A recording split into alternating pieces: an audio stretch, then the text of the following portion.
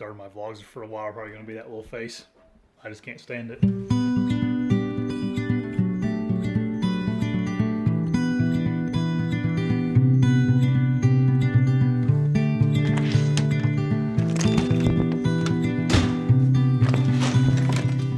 Starting a new series today, building a self bow. So I've made a couple of self bows in the past, more than a couple, but I've also broken way more bows than I've made. These two right here are kind of two of the earlier ones I made. This one was one of the very first ones I made. This is an Osage orange bow that's backed with rawhide. It's like 54 pounds at my draw length. This one is a sweet shooting bow. It's another Osage bow, and it's kind of more that around 50 pounds at my draw length, and it's backed with snake skin from a rattlesnake down in Texas. They're a super sweet bow. This is the one you see me hunting with a whole lot. I actually made this string as well. There's a few tools that a guy needs to build him a self bow, and you don't really need all of this stuff. You could really do it with a pocket knife. It'd just take you a lot longer. This particular bow I'm going to build, I'm going to be using some power tools, but they're not necessary.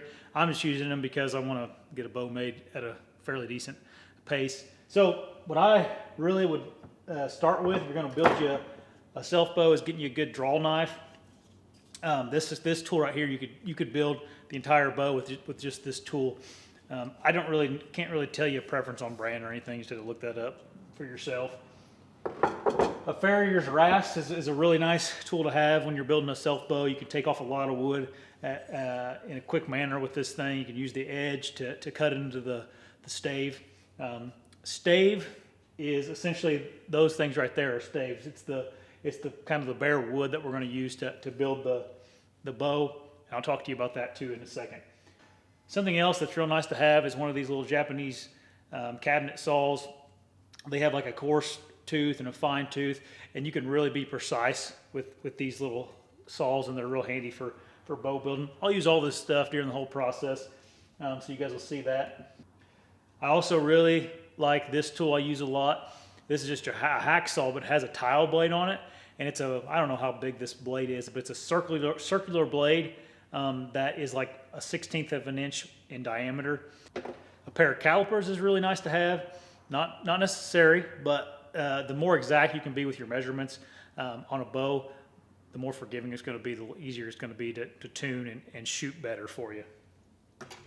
Obviously, you need like a pencil or something to make some markings on your bow, and then some rasps. I like a few different ones, and I'm not going to tell you which ones these are because I don't really know, but I use these two rasps an awful lot. Some kind of a real good vise is super important. If you don't have a good vise, it can be pretty hard to make a bow. Not necessary, but it's something that you may want to have if you're going to really get into building you a self bow. Now let's talk about staves. I have a handful of staves right here, and if you don't know what a stave is, essentially it's just a fancy bowyer term for a piece of wood you're going to build a bow out of. This is hickory. I cut this last year. Hickory dries a lot quicker than, say, a wood like Osage. This is an Osage stave that I cut a long time ago. When did I cut this? I usually write the dates on them so I know how long they've been drying for. Didn't write it on this one, but it's probably been 5 years ago since I cut this stave. I got a bunch of hickory wood, a bunch of hickory staves. This is not all of it. I actually have a whole bunch of Osage up there as well. But this is what I'm going to try to use to build this bow. I've never built a bow out of a hickory stave, so I'm kind of looking forward to it. Osage is probably the premier wood to build a self bow, and hickory is a close second. I think I'm also going to try to fire harden this wood, which is a process I'm not going to get into right now. That'll be a whole separate video. It actually just heats the wood up and makes these terms are probably not proper, but it makes the fibers in the wood a lot tighter and gives the bow a little more performance. You can mess the bow up by fire hardening it, but something I want to try, so that's what I'm gonna do. Another really important part of bow building is having some type of a resource to look at whenever you're building a bow. My friend Clay Hayes, he wrote a book called Traditional Bowyer's Handbook: How to Build Wooden Bows and Arrows. It's a really good reference that I oftentimes go to whenever I'm stuck at a spot. You can actually just go through this book step by step and build you a bow.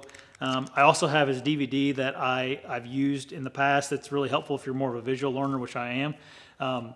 So if you haven't checked out Clay's YouTube channel, that's another place where he has all kinds of good information on building bows, but I would definitely recommend his book or his DVD. They've been really useful for me learning how to build a bow. He also has a Patreon page that is nice because you can go in there and ask questions to him personally or to the group of Patreons in there if you get stuck building a bow. There is another aspect of bow building that you may want to consider getting if you're going to build a bow or building, and that's some type of a system to pull your bow back, or I think they call this a drawboard. Essentially what this is a little homemade device I made that allows you to hook your bow onto this block up here. And then you have a scale on the end of this pulley that you connect the rope to, and then you can check the weight and the tiller of your bow. And that's all the stuff we're going to get into later. But this is another tool that you may have to kind of build it yourself, or you can buy them too, but I built this one to build a proper self bow. It's optional, but it is super handy to have. All right, that's all I'm going to put in today's vlog. This is going to be a series that I'll probably do over the next couple weeks, showing you building this vlog.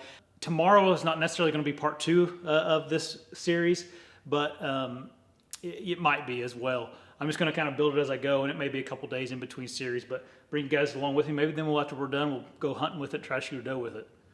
See you guys tomorrow on another vlog.